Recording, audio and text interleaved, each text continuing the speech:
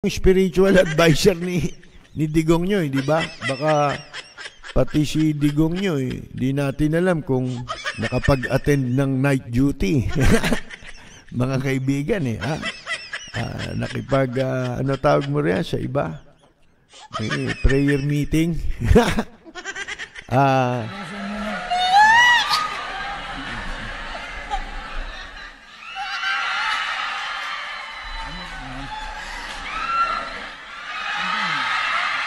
Sabay tayo para mag-lapit.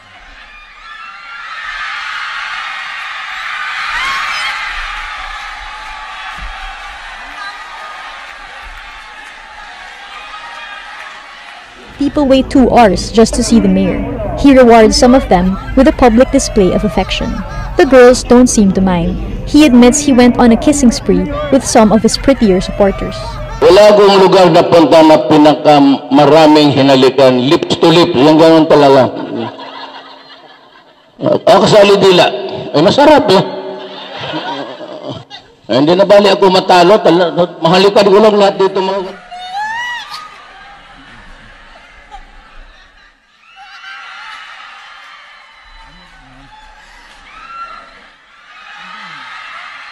Sabay tayo para mag-lapit.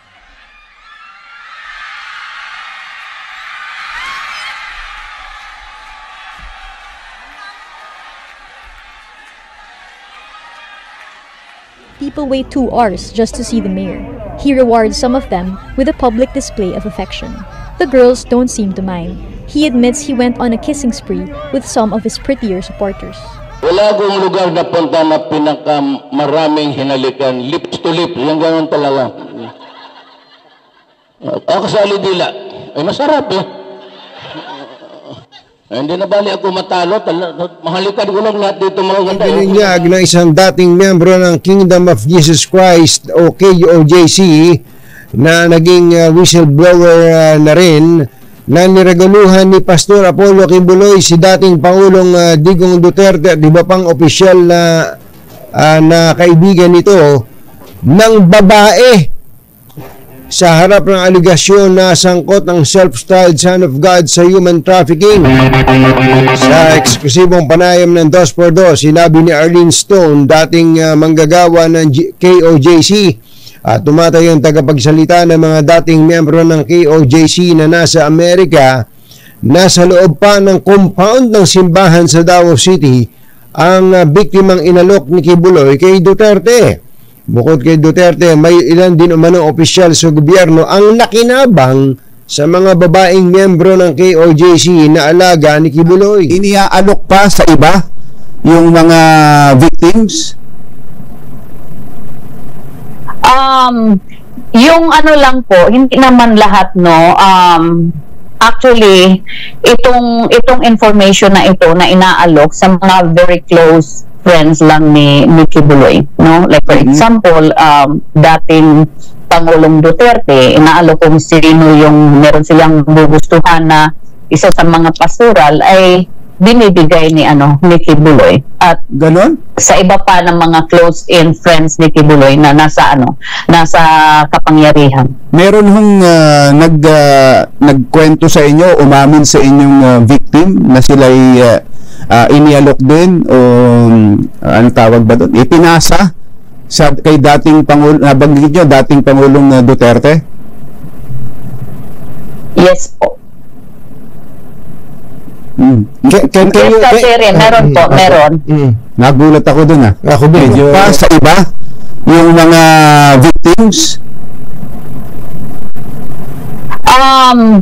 Yung ano lang po, hindi naman lahat, no.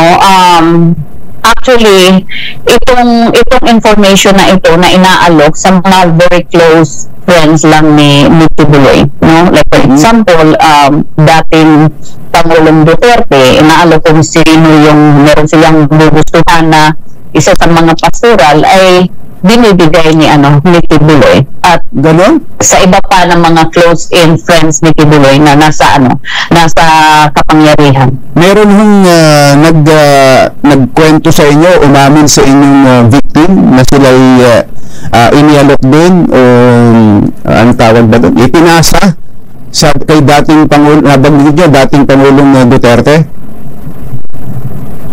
Yes po. Meron po, meron. Nagulat ako dun Ako din. Itong karumal-dumal naman na gawain po nitong si Kibuloy, mga kaibigan. Itong nagpapanggap na siya si Kristo, si Kibuloy. Ito ho ang kwento ng karumal-dumal. Panoorin ninyo yung video ng isa niyan dating worker, church worker na ginawa niya ring sex worker. And how Solomon lives his life. Sila na maglalahad. Pati na yung ito yung nasa Amerika yata, na kumanta na, mga kaibigan. Pakinggan natin, umpisahan mo sa umpisa. Lives his life. Solomon has, multiple hundreds and hundreds of wives and hundreds and hundreds of concubines. So Kibuloy is using that as his plataforma. So we are not allowed to actually talk about this, when we were there. So, and the reason I said that there's an inner and the innermost is that when I was there, the first duty that I had was to serve this called spiritual wives. I will bring food for them. I will wash all their clothes, including their underwear. I will carry a container of water for them to use for bathing, for shower, because our water in the compound was deep well. So they don't want to take a shower with deep well water. They want nawasa. So I have to carry this for them into their bathroom so that they can take a nawasa shower. And then after that, I will clean up their bedrooms. And then at night, I will give them massages to their satisfaction, until they're satisfied, and they will tell me, okay, now you can sleep. So, and then after, during that time, while I was massaging them, the strange thing that really struck me is, two of them asked me the same question: if I was still a virgin. So I was young. I was like, yes, I don't have any experience with any man, because I was 15 years old when I know the ministry. I was 16 years old when I joined as a full-time worker. And then after that, the answer, they then introduced me to become pastorals, like bringing food. Instead of bringing food for them, I bring food for Pastor Kibuloy. And then I wash his clothes, iron his clothes, everything that's related to him. That's what my duty. And then I clean his room. We carried, that time he was using absolute water. So we carried that water for him to take a shower. And that was my duty after being made of this spiritual wives. I became maid of, Pastor Kibuloy. And then they introduced me to give him massages. May sauna ba't pala ron, mga kaibigan, massage parlor. Si Kibuloy. Mga kaibigan, sino ito? Stone. Anong pangalan ng babae? Stone. Kinuwento niya. Yan, napakinggan ninyo. Hindi ba, mga kaibigan, na siya ay bata pa noon. Asan ba yun? Yung pangalan nitong si Stone. Nahanap ko na lang dito yung importante dahil maubusan tayo ng oras si Stone ngayon ay quality engineer sa Amerika na nagsabi siya ay nagsimulang sumama sa Kingdom of Jesus Christ sa Davao City noong 1990s. Nung siya ay 15 years old pa lamang. At siya ay naging full-time church worker about a year later o pagkatapos ng isang taon. Siya ay naglingkod sa Pastoral Care Department for about 8 years. She did his laundry. Yan, siya ang naglalaba. Pati karsursilyo ni Kibuloy daw, nilalaban niya. Yun yung sinasabi sa video eh. Para siyang domestic helper. And like the other pastorals, made sure the water he used to bath had the right temperature. Ginagamit yung absolute water. Mga kaibigan, di ang mahal nun. Di ba? Tapos yung mga miyembro niya umakyat ng bus para mamahagi ng ng mga magmolestya. Mga kaibigan, mamamahagi ng envelope.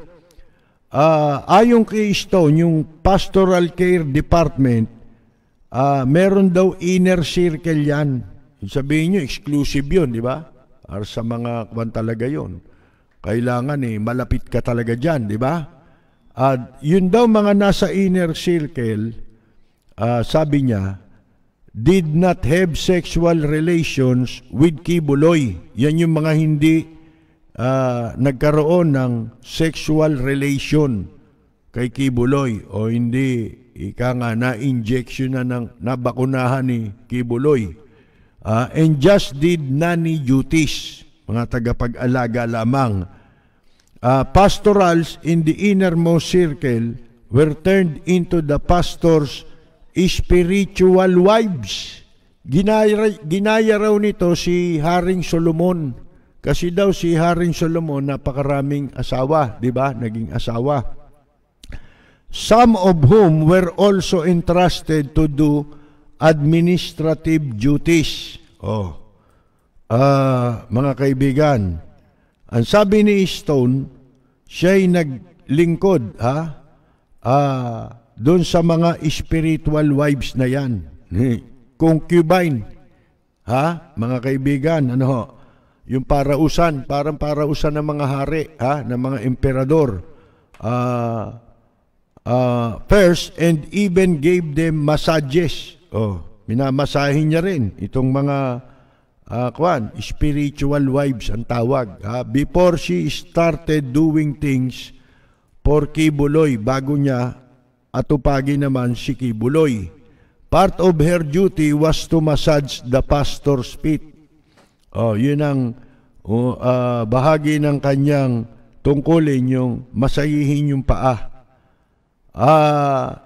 Ang US Federal Prosecutors ay nagsabi, the pastorals were typically between ages 12 to 25. Ang edad daw ng mga ginagawang pastorals ay 12 hanggang 25 anyos na sila ang naghahanda ng pagkain ni Kibuloy, naglilinis ng kanyang bahay, at nagmamasad sa kanya, nagmamasahe, kumakarate kay Kibuloy.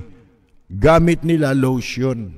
Madulas yun, lotion mga kaibigan, at sumasama sa kanya sa kanyang mga pagbiyahe sa ibang bansa at nakikipag-sex dito kay pastor in what was referred na kung tawagin nila ay night duty.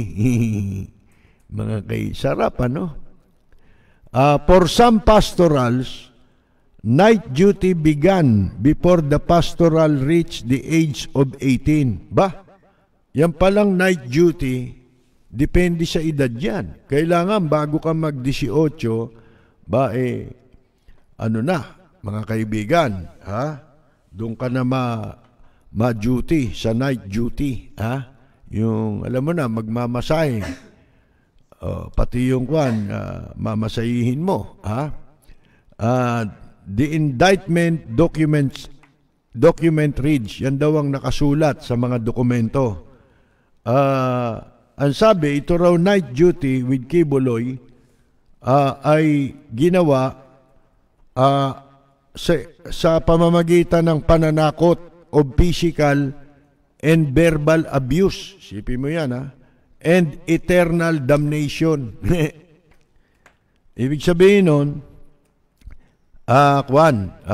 hindi ka raw maliligtas pagdating ng paghuhukom, mga kaibigan. Hindi ka maliligtas. Sabi ni Stone, ito yung spiritual advisor ni Digong nyo, di ba? Baka pati si Digong nyo, di natin alam kung nakapag-attend ng night duty. Mga kaibigan, ano tawag mo rin sa iba? May prayer meeting. We're clueless about the night duties. Hindi raw alam ito ng karaniwang miyembro. And the spiritual wives, pati yung mga spiritual wives niya, yung mga inasawa niya, yung concubine niya ito. Well-guarded secrets in the pastoral care department during her time. Nung kanyang panahong siya'y nandoon pa, ito si Stone. The pastorals, idinagdag niya pa na ang pastorals daw were abused physically, emotionally, and some even sexually. U.S. prosecutor said the young women, yung mga batang babae raw, ayon sa U.S. prosecutors,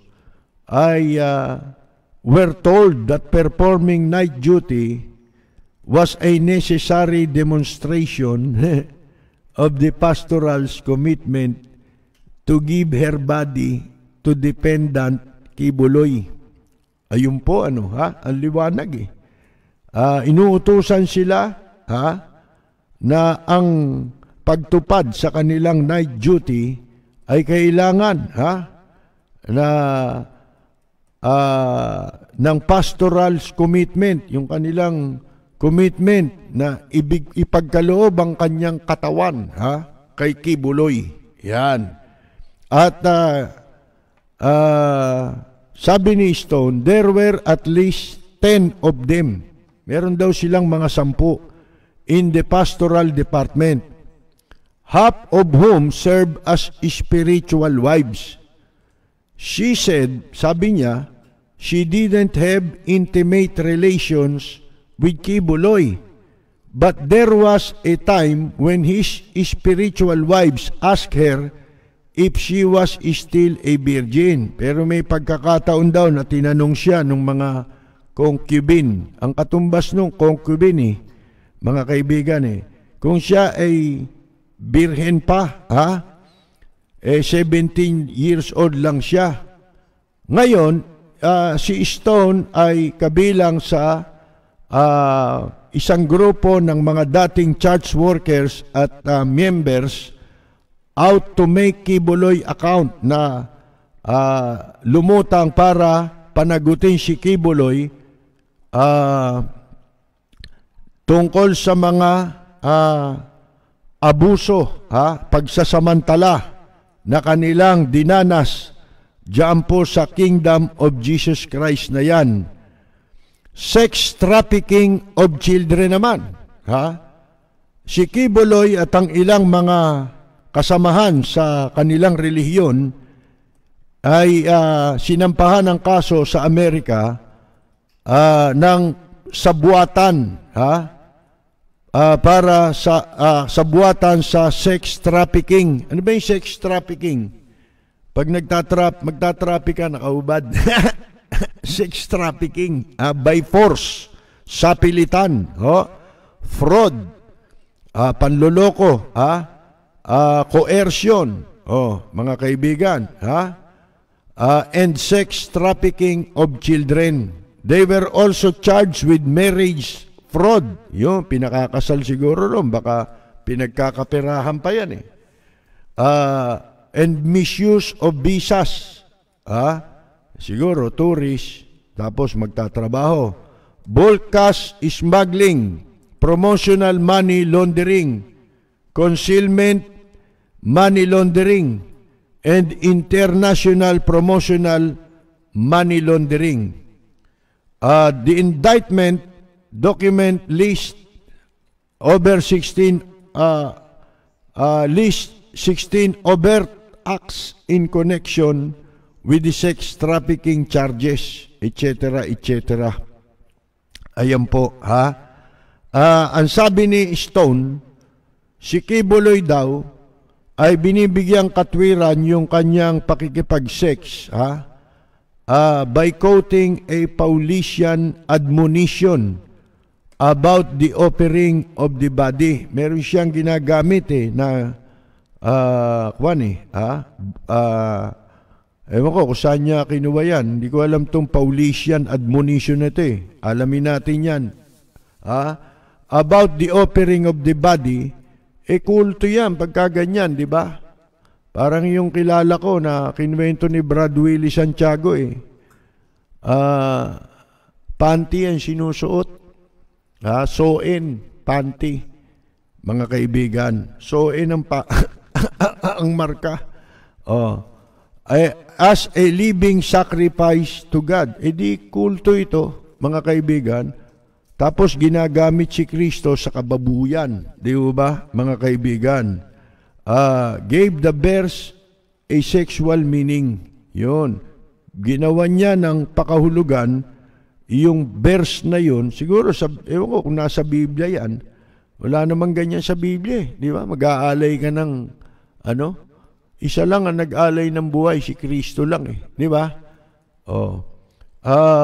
Ngayon, pagka ikaw sunod-sunuran sa ginagawa ni Kibuloy, pinagagawa sa iyo, meron ka rewards, tsaka mga pribileyo, may premyo ka. Pagka nasiyahan si Kibuloy, katumbas nun, makakakuha ka ng pabuya at tsaka mga pribileyo. Trips to tourist destinations, pwede kang mamasyal sa Disneyland, flights in private jets, use of cell phones, pot allowances, and yearly payment based on performance, good food, masarap na pagkain, expensive restaurants, signature clothes, and luxurious hotel rooms. Typically, it was the pastorals, karaniwan daw, itong mga pastoral na ito, kung tawagin, the spiritual wives, yung mga spiritual wives o concubine, and those who had been in the kingdom the longest, who enjoyed these perks. Yung mga matatagal na dyan, ang karaniwang nagtatamasa niyang mga pakinabang na yan. All this, the prosecutor said, sabi ng prosecutor, lahat ng yan ay ibinibigay gamit ang pera na mula sa nakalap na pondo, yung mga solicitation nila, di ba? Yung pinamamalimos nila.